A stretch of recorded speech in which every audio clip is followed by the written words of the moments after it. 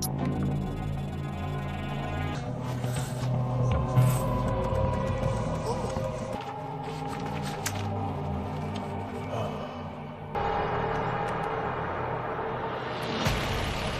dimulai dengan seorang gadis yang bernama Nami yang saat ini bekerja sebagai marketing di sebuah perusahaan startup. Nami merupakan gadis tekun dan tidak jarang ia sering membantu pekerjaan ayahnya di kafe milik ayahnya. Hampir dalam segala hal, Nami menjalani kehidupannya yang sangat datar. Namun di samping itu dia adalah seorang yang pekerja keras.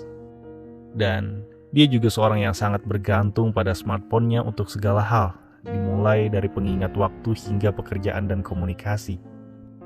Suatu hari, setelah bersenang-senang di malam hari bersama teman-temannya, Nami kehilangan ponselnya dalam perjalanannya pulang ke rumah.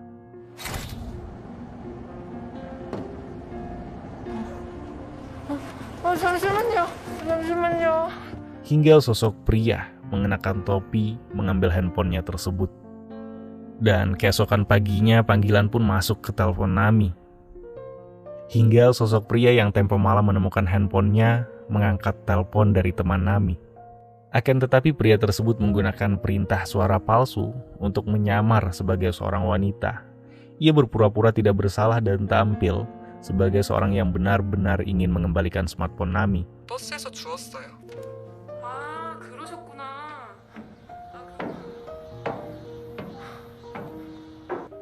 미나미. 미미. Hingga setelah itu, teman Nami masuk ke kediaman Nami dan menemukan Nami dalam keadaan mabuk. 미야. 깜짝이야. Setelah Nami bangun, ia akhirnya sadar bahwa smartphone-nya telah menghilang. Hingga singkat cerita, temannya menjelaskan semuanya dan mengatakan seseorang wanita lain telah menemukan handphone Nami dan berusaha ingin mengembalikannya. Tidak lama Nami pun akhirnya menghubungi orang yang bersangkutan untuk memintanya membawakan handphonenya ke kafe milik ayahnya. Percakapan ini dari sudut Nami terlihat normal karena ia mendengar sedang bercakap dengan seorang wanita. Namun tanpa ia sadari bahwa lawan bicaranya adalah seorang pria yang memutar rekaman suara untuk menipunya agar mempercayainya. 안녕하세요. 저 핸드폰 주인인데요. 혹시 괜찮으시면 거기 미지라는 카페가 있거든요. Hingga setelah percakapan itu usai, pria tersebut memecahkan layar handphone Nami dan sepertinya memiliki sebuah rencana terselubung. Hingga tidak berselang lama, Nami mendapat telepon dari seorang yang berniat mengembalikan handphonenya yang mengatakan bahwa ponsel Nami rusak dan ia mengatakan telah menanggung semua biaya kerusakan handphone milik Nami lalu memberikan Nami sebuah alamat untuk mengambil handphonenya di tukang reparasi. Berdasarkan alamat yang ia terima, Nami memasuki sebuah gedung berantakan untuk menemukan toko reparasi tersebut.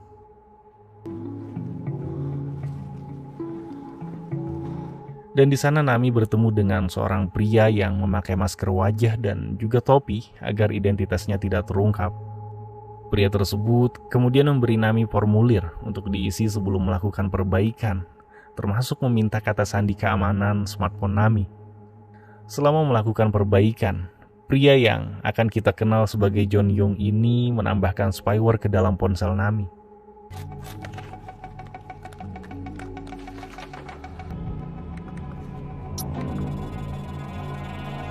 잘 됐네요. 새 거 같아요.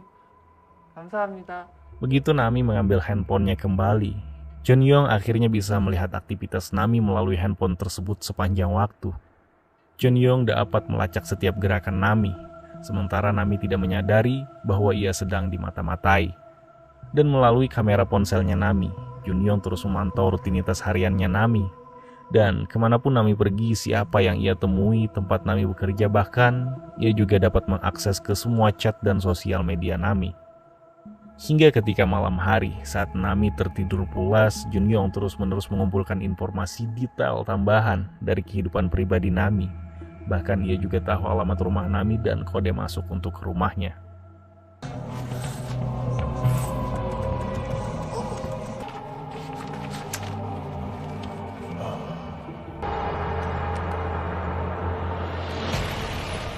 Keesokan harinya Nami akhirnya sadar bahwa smartphone-nya telah diretas yang berakibat fatal pada kehidupan dan juga pekerjaannya. Sebuah foto dengan rekannya terposting di akunnya pada malam hari, di mana dari postingan itu Nami terlihat melecehkan rekan kerjanya yang membuat kerugian besar bagi perusahaannya. 해킹당한 것 같아요. Dengan begitu akhirnya Nami dipecat, meskipun ia memberitahu pada atasannya bahwa saat itu handphonenya sedang diretas.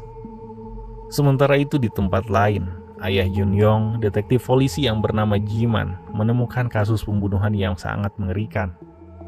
Sejauh ini para kepolisian masih nihil dan masih belum ada cara untuk menemukan sidik jari dari identitas pelakunya. Namun Jiman memperhatikan bahwa mayat-mayat ini dikuburkan di dekat pohon prem yang ia tanam bersama putranya. Jiman kemudian merasakan kemungkinan bahwa semua pembunuhan ini berhubungan dengan putranya. Ia pun kemudian melacak lokasi anaknya melalui interaksi chat Junyong dengan istrinya. Hingga setelah mencapai tempat itu, Jiman menemukan cukup bukti yang melibatkan putranya dalam kasus pembunuhan-pembunuhan tersebut.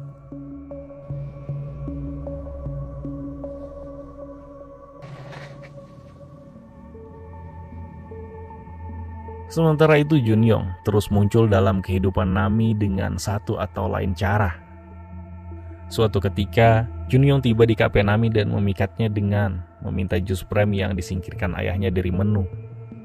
Kemudian, mereka bertemu lagi dengan alasan Junyong membeli CD musik dari Nami, dan selama transaksi itu Junyong membagikan kartu pengenalnya.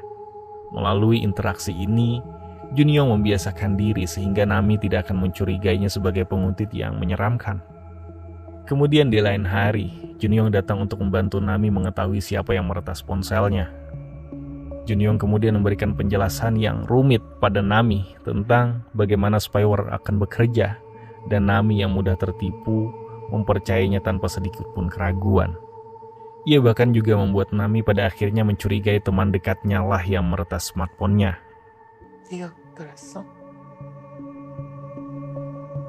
왜 갑자기 나한테 난리야? 어? 다시는 연락하지 마.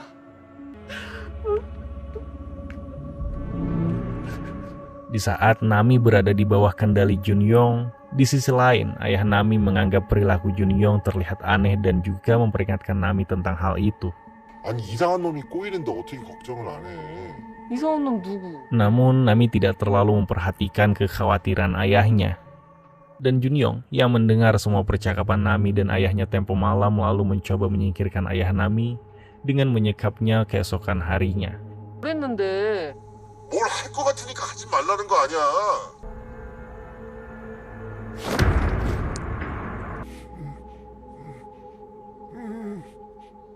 Suatu malam Nami merasa bersalah telah menuduh temannya yang tidak-tidak hingga ia akhirnya ingat bahwa beberapa hari yang lalu ia pernah memberikan sandi pada tukang reparasi handphone. Sementara itu Jiman dan rekan detektifnya terus menyelidiki Junyong dan pergi ke toko reparasi ponsel milik Junyong untuk melakukan penyelidikan lebih lanjut. Dan di sana mereka menemukan toko tersebut dalam kondisi yang buruk dengan kertas dan perangkat berserakan di seluruh ruangan tersebut. 준영이가 직접 선택한 사람들만 여기로 오게 한 거야. Dan kebetulan saat itu pula Nami juga pergi ke tempat tersebut hingga akhirnya Nami bercerita bahwa handphonenya telah diretas selepas melakukan reparasi di toko itu. Mereka akhirnya berbagi detail tentang kasus tersebut dan bergandengan tangan untuk menemukan dan menangkap Junyong. 집으로 오게 만든다고요. 내가. Nami yang sudah sadar bahwa handphonenya telah disadap berpura-pura tidak tahu lalu menghubungi Junyong untuk datang ke apartemennya. Sementara Jiman dan rekannya bersembunyi di luar gedung untuk menangkap Junyong. Ketika semuanya berjalan lancar dan Junyong datang ke apartemen Nami, mereka akhirnya menodongkan senjata ke arah Junyong. 뒤돌아. Namun sesuatu yang menjanggal terjadi ketika Jiman tidak bisa mengenali pria itu dan berpikir bahwa mereka salah orang. 뒷모습이 진짜 닮았네. Setelah si pembunuh itu berhasil menghindari penangkapan, para detektif kemudian menemui Nami dan memutuskan untuk menyusun rencana selanjutnya. Nami pun diantar kembali ke kediaman ayahnya atas saran kedua detektif tersebut untuk keselamatannya. Dan sesampainya di rumah, Nami mengira ia melihat ayahnya telah tertidur lelap dan memutuskan untuk tidak mengganggunya. Tetapi segera setelah itu, ia menemukan fakta bahwa ternyata ayahnya tidak ada di tempat tidur dan ia mulai mencarinya di sekitar rumah. Hingga secara mengejutkan, ia menemukan Junyoung telah menunggunya di rumahnya yang saat itu marah padanya karena telah merusak semua rencananya. Junyoung kemudian membawanya ke kamar mandi dan mengikatnya. Di tempat itu pula Nami menemukan ayahnya diikat di bak mandi mereka dengan air yang terisi penuh.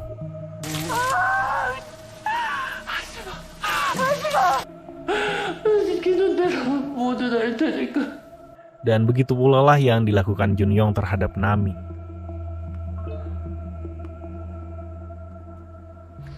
Setelah mengunci Nami dengan ayahnya, Junyoung kembali ke aula dan menemukan catatan yang mengatakan tidak ada SMS dan hanya telepon.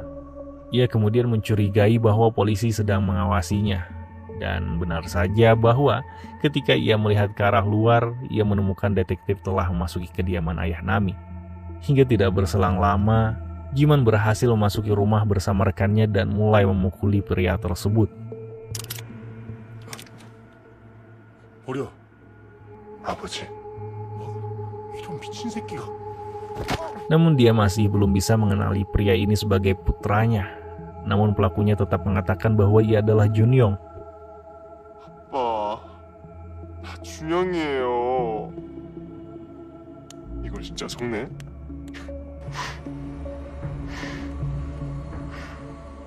Jiman kemudian memeriksa catatan yang tersebar di sekitarnya, di mana psikopat ini telah memberikan detail terkait pembunuhan yang ia lakukan.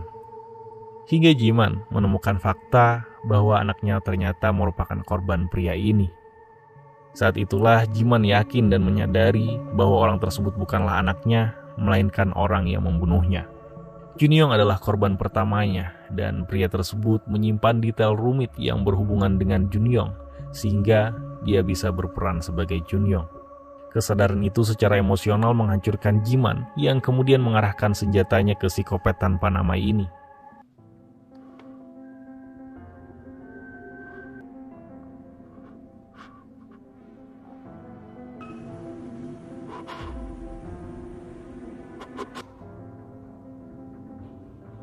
내가 사과할게요.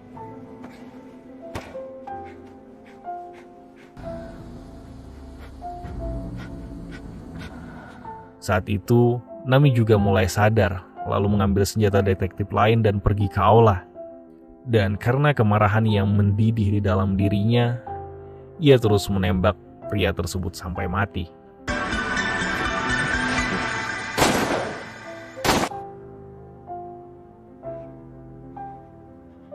Dan dengan kematian itu, Nami menjadi bahagia karena dia bisa menjalani hidupnya tanpa ada yang menguntit kehidupannya lagi. Namun, saat menikmati hidup bebasnya bersama ayahnya, ia tiba-tiba melihat seseorang mengarahkan kamera ke arahnya.